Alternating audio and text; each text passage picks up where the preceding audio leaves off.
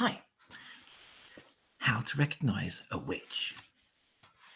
The next evening, after my grandmother had given me my bath, she took me once again into the living room for another story.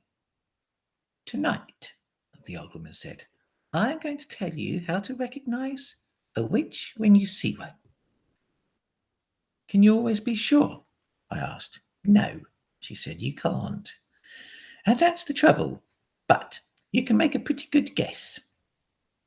She was dropping cigar ash all over her lap, and I hoped she wasn't going to catch on fire before she told me how to recognise a witch. In the first place, she said, a real witch is certain always to be wearing gloves when you meet her. Surely not always, I said. What about in the summer when it's hot? Even in the summer, my grandmother said. She has to. Do you want to know why? Why? I said. Because she doesn't have fingernails. Instead of fingernails, she has thin, curvy claws like a cat, and she wears the gloves to hide them. Mind you, lots of very respectable women wear gloves, especially in winter, so this doesn't help you very much. Mamma used to wear gloves, I said. Not in the house, my grandmother said. Witches wear gloves even in the house. They only take them off when they go to bed. How do you know all this, Grandmamma? Don't interrupt, she said. Just take it all in. The second thing to remember is that a real witch is always bald. Bald? I said. Bald as a boiled egg, my grandmother said. I was shocked. There's something indecent about a bald woman. Why are they bald, Grandmamma? Don't ask me why, she snapped. But you can take it from me that not a single hair grows on a witch's head. Oh, how horrid. Yeah, disgusting, my grandmother said. If she's bald, she'll be easy to spot, I said. Not at all, my grandmother said. A real witch always wears a wig to hide her baldness. She wears a first-class wig, and it is almost impossible to tell a really first-class wig from real hair, unless you give it a pull to see if it comes off. Then that's what I'll have to do, I said. Don't be foolish, my grandmother said. You can't go round pulling at the hair of every lady you meet, even if she is wearing gloves. Just you try it and see what happens. So, that doesn't help much either, I said. None of these things is any good on its own, my grandmother said. It's only when you put them all together that they begin to make a little sense. Mind you, my grandmother went on, these wigs do cause a rather serious problem for witches. What problem, Grandmamma? They make the scalp itch most terribly, she said. You see, when an actress wears a wig, or if you or I were to wear a wig, we'll be putting it on over our own hair. But a witch has to put it straight onto her naked scalp, and the underneath of a wig is always very rough and scratchy. It sets up a frightful itch on the bald skin. It causes nasty sores on the head. Wig rash, the witches call it. And it doesn't half itch. What other things must I look for to recognise a witch? I asked. Look for the nose holes, my grandmother said. Witches have slightly larger nose holes than ordinary people. The rim of each nose hole is pink and curvy, like the rim of a certain kind of seashell. Why do they have such big nose holes? I asked. For smelling with, my grandmother said. A real witch has the most amazing powers of smell. She can actually smell out a child who's standing on the other side of the street on a pitch black night. She couldn't smell me, I said. I've just had a bath. Oh, yes, she could, my grandmother said. The cleaner you happen to be, the more smelly you are to a witch. That can't be true, I said. An absolutely clean child gives off the most ghastly stench to a witch, my grandmother said. The dirtier you are, the less you smell. But that doesn't make sense, Grandmamma. Oh, yes, it does, my grandmother said. It isn't the dirt that the witch is smelling, it is you. The smell that drives the witch mad actually comes right out of your own skin. It comes oozing out of your skin in waves, and these waves, stink waves, the witches call them, go floating through the air and hit the witch right smack in her nostrils. They send her reeling. Now, wait a minute, Grandmama. Don't interrupt, she said. The point is this. When you haven't washed for a week and your skin is all covered over with dirt, then quite obviously the stink waves cannot come oozing out nearly so strongly. Well, I shall never have a bath again, I said. Just don't have one too often, my grandmother said. Once a month is quite enough for a sensible child. It was at moments like these that I loved my grandmother even more than ever. Grandmama, I said, if it's a dark night, how can a witch smell the difference between a child and a grown-up? Because grown-ups don't give out stink waves, she said. Only children do that. But I don't really give out stink waves, do I? I'm not giving them out at this very moment, am I? No, not to me you aren't, my grandmother said. To me you're smelling like raspberries and cream. But to a witch, you would be smelling absolutely disgusting. What would I be smelling of? I asked. Dog's droppings, my grandmother said. I reeled. I was stunned. Dog's droppings, I cried. I am not smelling of dog's droppings. I don't believe it. I won't believe it. What's more, my grandmother said, speaking with a touch of relish, to a witch, you'd be smelling of fresh dog's droppings. That simply is not true, I cried. I know I'm not smelling of dog's droppings, stale or fresh.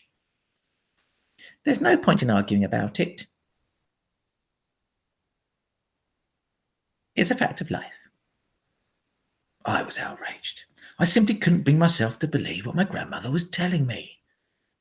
So, if you see a woman holding her nose as she passes you in the street, that woman could easily be a witch. I decided to change the subject. Tell me what else to look out for in a witch, I said. The eyes, my grandmother said. Look carefully at the eyes, because the eyes of a real witch are different from yours and mine. Look in the middle of each eye, where there is normally a little black dot. If she is a witch, the black dot will keep changing colour, and you will see fire and you will see ice dancing right in the centre of the coloured dot. It will send shivers running all over your skin. My grandmother leaned back in her chair and sucked away contentedly at her foul black cigar. I squatted on the floor, staring up at her, fascinated. She was not smiling. She looked deadly serious. Are there other things? I asked her. Of course there are other things, my grandmother said. You don't seem to understand that witches are not actually women at all. They look like women, they talk like women, and they're able to act like women. But in actual fact, they are totally different animals. They are demons in human shape. That is why they have claws and bald heads and strange noses and peculiar eyes, all of which they have to conceal as best they can from the rest of the world. And what else is different about them, Grandmama? Their feet, my grandmama said. Witches never have toes. No toes? I cried.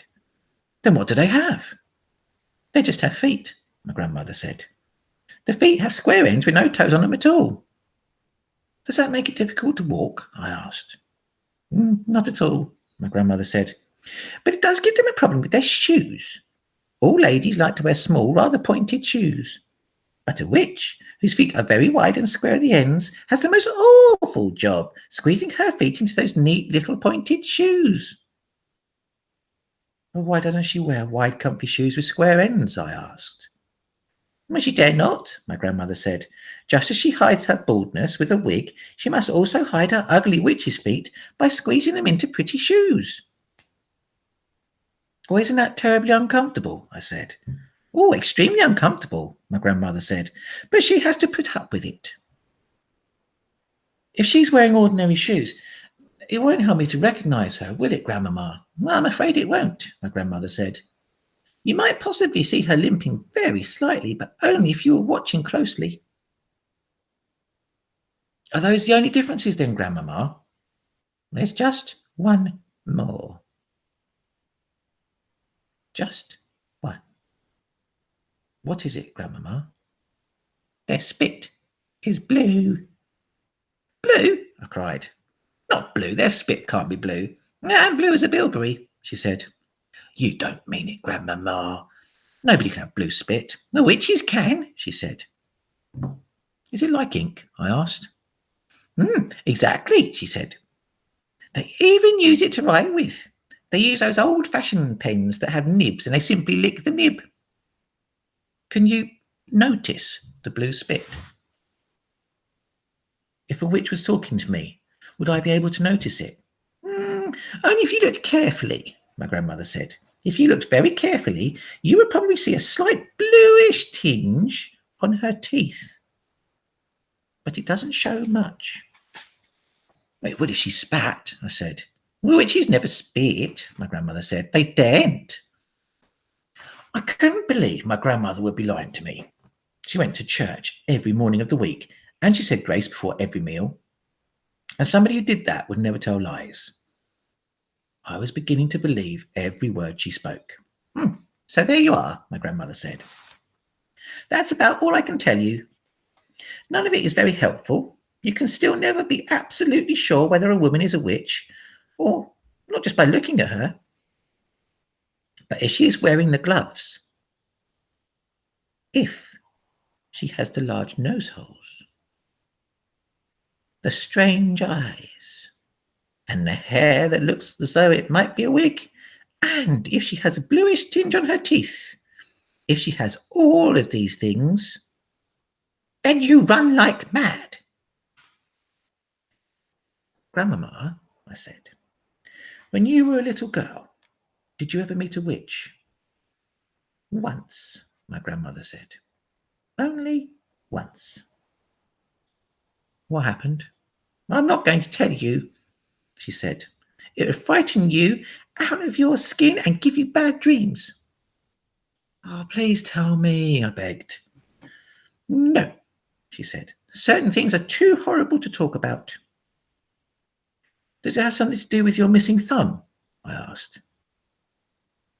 Suddenly, her old wrinkled lips shut tight as a pair of tongs, and the hand that held the cigar, which had no thumb on it, began to quiver very slightly. I waited. She didn't look at me, she didn't speak. All of a sudden, she'd shut herself off completely. The conversation was finished. Good night, Grandmamma, I said, rising from the floor and kissing her on the cheek. She didn't move. I crept out of the room and went to my bedroom. And that's where we'll leave it till next time. Hope you're all well. See you later. Bye.